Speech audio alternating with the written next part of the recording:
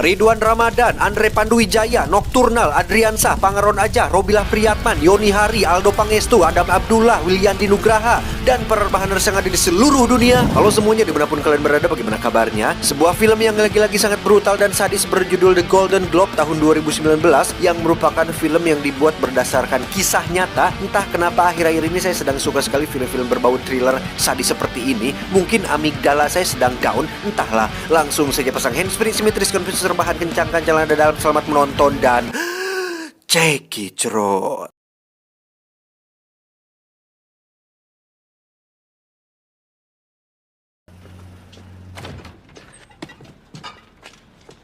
Berlatar tahun 1970 di Hamburg, Jerman, kisah diawali dengan memperlihatkan sebuah apartemen kumuh, pengap, kotor, dan dinding yang dipenuhi gambar tidak senonoh, yang di situ ada seorang wanita yang sedang terbaring di atas kasur, di mana wanita tersebut ternyata adalah seorang wanita malam yang dalam bahasa halusnya, mohon maaf, disebut dengan wanita pengencerit. Apartemen tersebut milik seorang pria dengan wajah yang mohon maaf kurang menarik, dengan mata juling, hidung besar, gigi berantakan, dan kulit wajah sedikit bopeng akibat sempat terkena penyakit kudis. Dia bernama Fritz Honka, kita panggil saja Honka. Wanita tersebut nyatanya bukan sedang tidur atau pingsan, melainkan sudah tewas dibunuh oleh Honka sendiri. Entah apa penyebabnya, yang pasti kita bisa simpulkan sementara jika Honka adalah seorang pria yang jahat.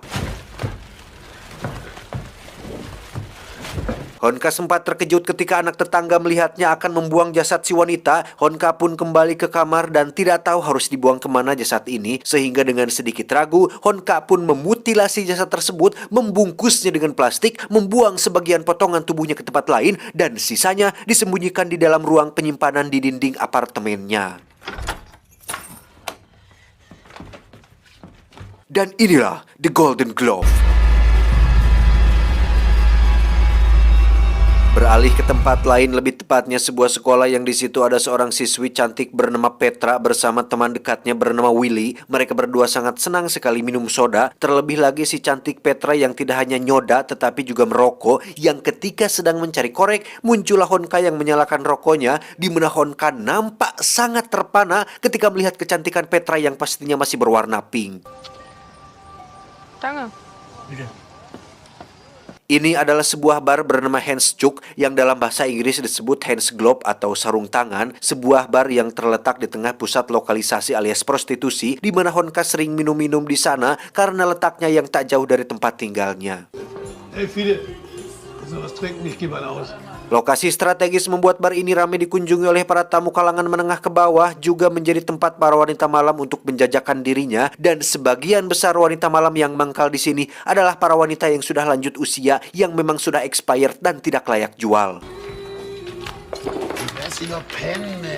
Honka sendiri sudah menghabiskan hampir 2 botol alkohol, yang ketika sudah mabuk tentu saja libido pun ikut naik, sehingga dia meminta seorang waiter untuk mencarikannya satu wanita yang mau diajak kencan dengannya. Dari 2 wanita tua yang diincarnya, tak ada satupun yang mau dengan Honka akibat, mohon maaf sekali lagi, penampilan atau fisiknya tidak memadai, yang akibat sudah benar-benar tidak tahan, Honka pun menyuruh si waiter untuk mencarikan siapa saja yang mau dengannya, asalkan malam ini si Jasonnya bisa keluar dari kandang. Bei Alfons und Gretel sind die Schärfe, überall sind die Schärfe. Si waiter pun berhasil mendapatkan satu wanita cantik bernama Gerda. Ini parasnya, yang benar-benar sudah lansia, yang ya Allah, sudah sangat-sangat tidak layak melakukan pekerjaan seperti ini. Terlepas dari stigma buruk dan negatifnya profesi seperti ini, tapi tolonglah, masih ada batas wajar untuk seorang individu tahu kapan harus berhenti melakukan sebuah profesi tertentu. Juga untuk customer juga harusnya tahu mana yang layak atau tidak, setidaknya pilih-pilihlah.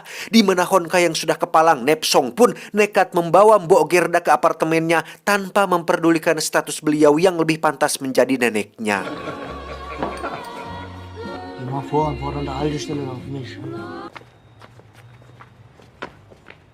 Pertama masuk ke apartemen, Gerda langsung menutup hidung akibat bau menyengat yang benar-benar menusuk, di mana Honka beralibi jika bau tersebut berasal dari penghuni di kamar bawah yang suka masak segala macam daging hampir setiap hari. Hammelfleisch und Knoblauch und was weiß ich noch was. Sebelum diopi, Honka pun mengambil miras simpanannya supaya Gerda merasa chill dan nyaman di tempat ini. Yang ketika Honka sendiri sudah benar-benar mabuk dan bisa mengabaikan wajah Gerda, Honka pun langsung menyuruhnya naik ke atas kasur dan Wir gehen rüber. Singkat cerita, esok pagi pun tiba. Gerda yang gigi palsunya hampir copot pun dibangunkan oleh Honka yang akan berangkat kerja dan menyuruhnya untuk segera pergi apabila sudah cuci muka dan berkemas. Honka sendiri bekerja sebagai seorang tukang bersih-bersih di sebuah pabrik kelasan yang pada saat bersamaan Gerda belum juga pergi dan justru berinisiatif membersihkan apartemen Honka yang kotor, berharap apa yang dilakukannya itu bisa diapresiasi oleh Honka.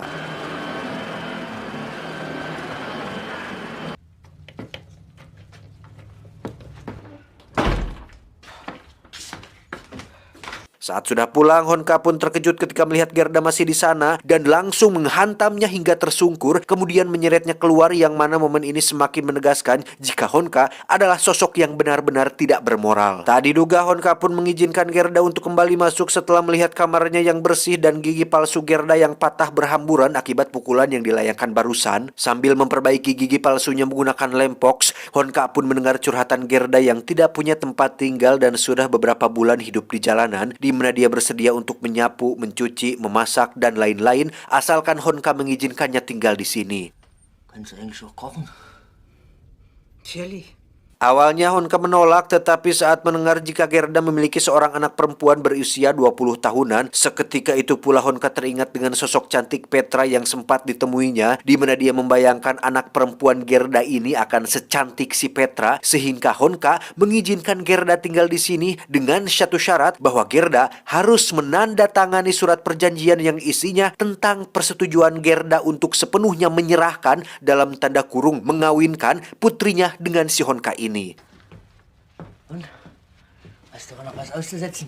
Demi tempat tinggal dan alkohol, Mbok Gerda yang sudah ujur pun rela menjadi pesuruh Honka yang bertugas untuk menyapu, mencuci, membersihkan si Jasonnya, dan memasak makanan untuk Honka. Tak jarang dia merasa terintimidasi dengan sikap Honka yang kasar dan galak, yang bagi Honka sendiri itu dianggap wajar dan lelucon tanpa merasakan simpati sedikit pun. Nicht da reinrotzen.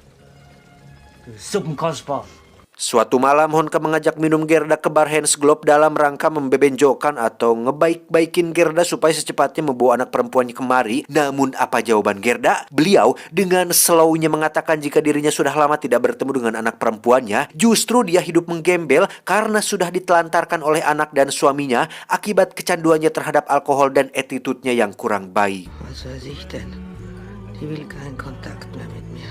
Sontak hal tersebut membuat Honka kesal sampai-sampai tak sadar telah memecahkan gelas yang mengakibatkan tangannya terluka dan darahnya mengotori meja, sehingga sang manajer bar pun menyuruh Honka untuk segera pergi ke toilet dan membersihkan tangannya tersebut. Saat sedang di toilet itulah muncullah seorang petugas dinas sosial yang bermaksud untuk memberikan tempat tinggal dan makanan yang layak bagi para gelandangan pengemis termasuk para pekerja pengencerotan komersial, yang ketika sebagian besar wanita malam yang ada di sana menolak untuk dibantu, Gerda pun bersedia untuk ikut setelah sang petugas menjanjikannya pembinaan dan tempat tinggal yang layak bagi wanita tua sepertinya. Ich sorge dafür, dass sie sich richtig ausschlafen können. Alhasil ketika Honka keluar, dia pun mendapati Mbok Gerda sudah tidak ada di sana, yang berarti malam ini dirinya tidak punya siapa-siapa lagi untuk dijadikan pelampiasan si Jasonnya tersebut. Gerda! Gerda! Gerda! Honka pun membeli sebotol vodka dan mencoba untuk menawari sekaligus melobi 3 wanita malam yang sedang duduk di meja. Sama seperti Gerda, usia beliau-beliau ini sudah tidak muda lagi dan sudah melewati batas aman untuk digunakan. Namun dengan alasan yang sama, yakni isi dompet terbatas dan sudah kepalang jangar atau pusing akibat mabuk, Honka pun mengajak mereka bertiga ke apartemennya setelah diiming-imingi minuman yang ada di tempatnya. Wenn man sich daran hält, kann nicht viel passieren. Satu dari 3 wanita malam itu pun harus tak sadarkan diri karena terlalu banyak minum, di mana Honka dan 2 temannya pun meninggalkan dia di sana setelah seorang warga berteriak untuk jangan berisik dan mengancam akan memanggil polisi. Sama seperti orang lain yang baru pertama kali masuk ke sini, kedua wanita ini pun mencium bau tidak sedap, di mana Honka lagi-lagi mengkambing hitamkan penghuni di kamar bawah sebagai penyebab bau tidak sedap tersebut. Dengan 2 wanita bersamanya, timbullah sebuah ide untuk melakukan sedikit variasi dengan menyuruh mereka berdua untuk saling, bahasa halusnya, supaya tidak terlalu frontal, untuk saling memakan kue apem satu sama lain, yang hal menjijikan tersebut jelas saja mereka tolak, sehingga Honka langsung marah dan sempat bertindak kasar kepada salah satu wanita tersebut. Beliau pun akhirnya setuju tapi ingin ke toilet terlebih dahulu. Namun setelah 1 menit lebih menunggu, beliau ternyata memilih untuk kabur dengan meninggalkan temannya sendiri bersama Honka di apartemen tersebut. Dan apa yang dilakukan Honka? Hast du Durchfall oder?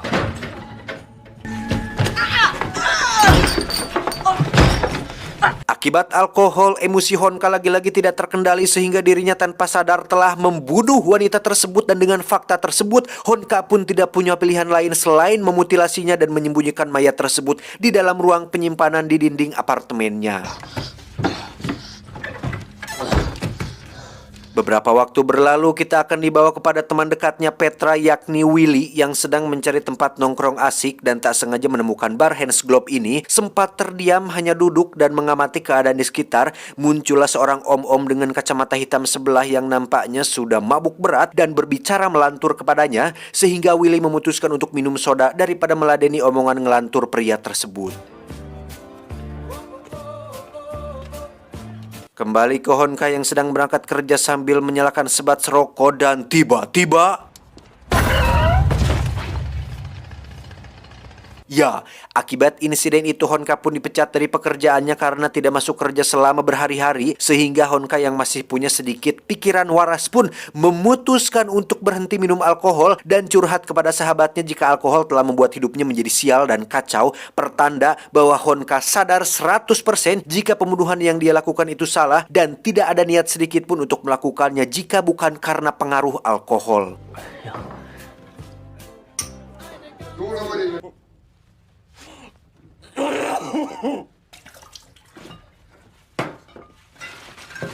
Beberapa bulan berlalu setelah Honka total berhenti minum alkohol dan sempat sakau, Honka akhirnya berhasil mengendalikan diri untuk tidak menzolimi diri sendiri, di mana sekarang dia telah diterima bekerja di sebuah mall sebagai security yang khusus jaga malam atau shift malam, dan itu cukup membuatnya merasa bahagia. Pünktlichkeit ist nicht alles, aber ohne Pünktlichkeit ist alles nicht. Ja, meinetwegen. Ich würde absolute Leistung und Motivation einbringen. Meinetwegen.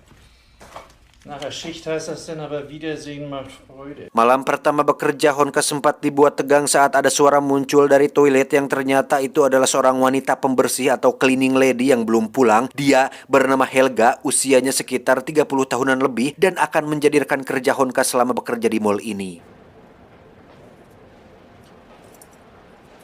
Seperti kita tahu, Honka adalah tipikal pria yang sangean, sehingga melihat wajah Helga yang masih cantik di umur segitu, Honka pun langsung jatuh cinta pada pandangan pertama dan mencoba untuk memberikan sesuatu kepadanya sebagai hadiah perkenalan. Miris niat Honka pun harus kandas tatkala Helga sudah memiliki seorang suami yang kebetulan datang ke sana untuk merayakan hari ulang tahun Helga yang jatuh tepat hari ini. Mereka berdua berencana untuk merayakannya dengan minum alkohol bersama, di mana Honka yang sudah total berhenti minum alkohol pun dipaksa untuk ikut join. Namun dengan tekad dan niat yang keyang untuk berhenti, Honka pun menolak dengan halus dan memilih untuk minum jus jeruk saja.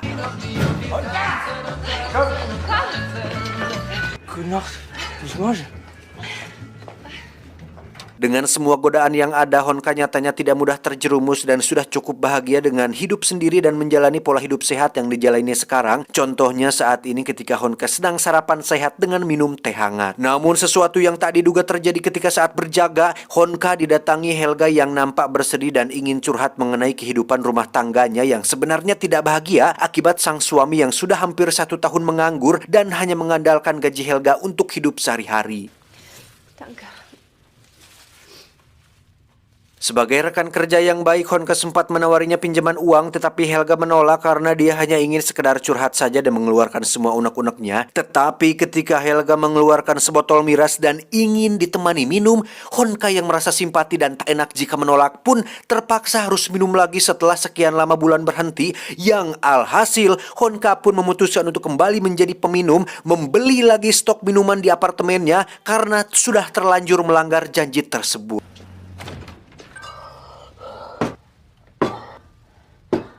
Ketika Helga dan suaminya mengajak minum lagi, Honka sekarang tidak akan menolak karena dirinya sudah kembali menjadi sosok Honka seperti sebelumnya, yang ketika suami Helga sedang keluar membeli minuman lagi, Honka yang sedari awal suka kepada Helga pun sekonyong-konyong menerkamnya, tapi sayang Helga berhasil terlepas dan lari kepada suaminya.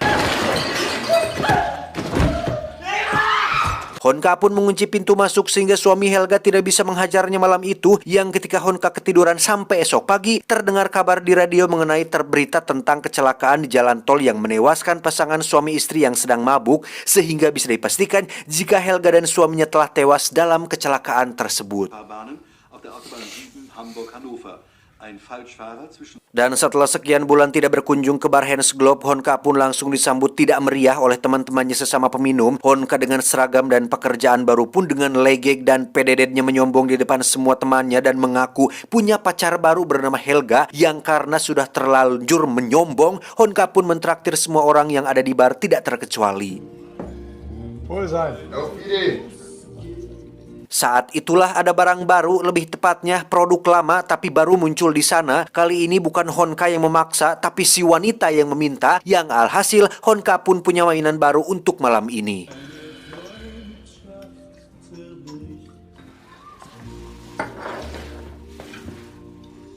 Setelah sekian bulan tidak melakukan olahraga, si Jesnya pun melehoi seperti tidak ada semangat, di mana saat si wanita tertawa dengan nada beledek, Honka pun menghajar wajahnya sampai berdarah dan babak belur. Berbeda dengan wanita-wanita sebelumnya, kali ini Honka harus mengalami sial tatkala wanita yang satu ini cukup nekat dan brutal dengan mengolesi si Jasonnya dengan mayonnaise yang pastinya akan sangat panas sekali. Tak hanya itu, si wanita pun menendang kantong menyan Honka yang membuatnya sempat ngagoler tidak berdaya. Seperti kita tahu, emosi Honka akan menjadi sangat meledak-ledak ketika sedang dalam pengaruh alkohol, di mana si wanita pun harus mengalami nasib yang sama seperti korban sebelumnya, yaitu tewas tetapi dengan cara dicekik kemudian dipeprek menggunakan botol minuman. Alih-alih akan lebih jinak setelah beberapa bulan tidak minum, nyatanya sekalinya minum lagi, Honka menjadi sangat lebih menggebu-gebu dengan tidak memandang siapa saja untuk diembat. Bahkan seorang gelandangan yang sedang makan makanan sisa pun diajaknya ke apartemen, yang ketika beliau terus berbicara tanpa henti dan membuat Honka menjadi risih dan kehilangan selera, beliau gelandangan pun dibunuh menggunakan gunting yang ditingkamkan kepada leher, sehingga sekarang sudah ada 4 jasad korban yang tersimpan di dalam kamar apartemennya. Bisa dibayangkan betapa bau busuknya tempat tersebut. Hey, warum stinkt bei dir bis nicht mehr geht? Beralih ke penghuni kamar yang tinggal tepat di bawah kamar Honka, di situ mereka sedang mengadakan acara makan keluarga yang penuh canda tawa, sampai satu anak menemukan seekor belatung pada piringnya yang ternyata belatung tersebut berasal dari atap lantai kamar si Honka. Sementara itu kita akan dibawa ke Hans Globe yang di situ ada Willy mengajak Petra ke sana. Dengan pededetnya dia mengatakan jika bar ini adalah tempat biasa dia nongkrong, yang padahal Willy baru sekali datang ke sini, itu juga minum soda susu.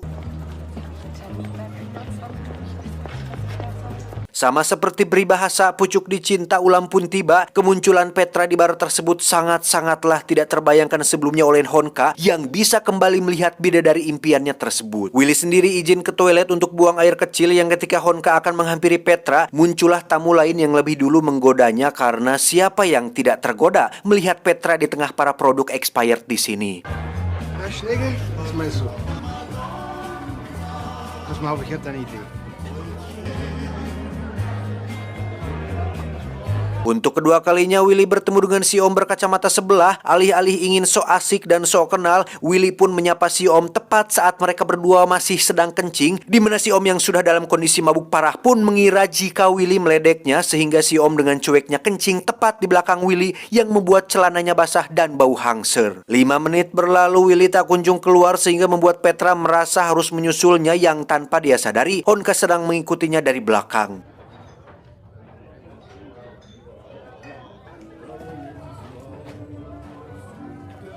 Akibat insiden barusan, Willy ternyata mengurung dirinya di toilet karena malu jika harus keluar dengan kondisi yang bau pesing, dan menyuruh Petra untuk pulang duluan saja. Disinilah detik-detik mencekam dan krusial ketika Honka yang sudah sangat terobsesi kepada Petra pun seperti diberikan jalan yang mulus ketika Petra pulang sendirian di jalan yang sepi. Namun sepertinya niatan untuk menggadabah Petra pun harus kandas tatkala terjadi sebuah kebakaran besar yang menimpa gedung apartemen tempat tinggal si Honka.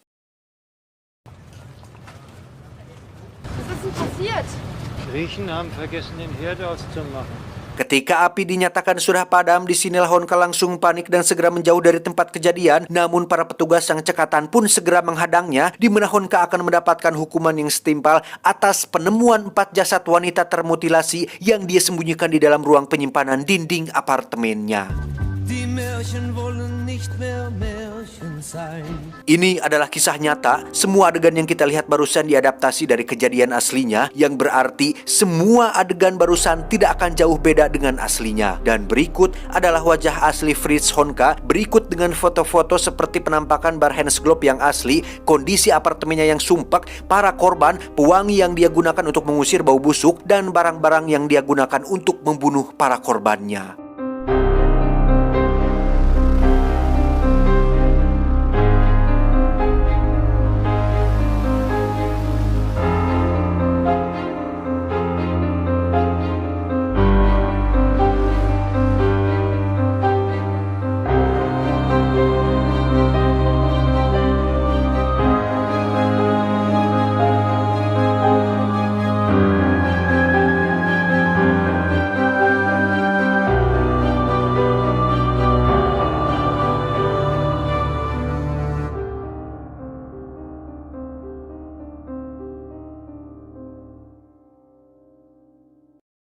Perlu saya tegaskan bahwa saya agak ragu menyebut Honka sebagai seorang pembunuh berantai karena Honka memiliki karakteristik yang berbeda dengan kebanyakan pembunuh berantai konvensional pada umumnya. Honka tidak merasakan dorongan-dorongan sadistik tak tertahankan untuk membunuh secara berkala seperti kita ketahui dirasakan oleh sosok-sosok serial killer Amerika seperti Ted Bundy, BTK Killer hingga Richard Ramirez. Dorongan yang Honka rasakan hanyalah kebutuhannya untuk minum alkohol. Honka pada dasarnya membunuh secara impulsif.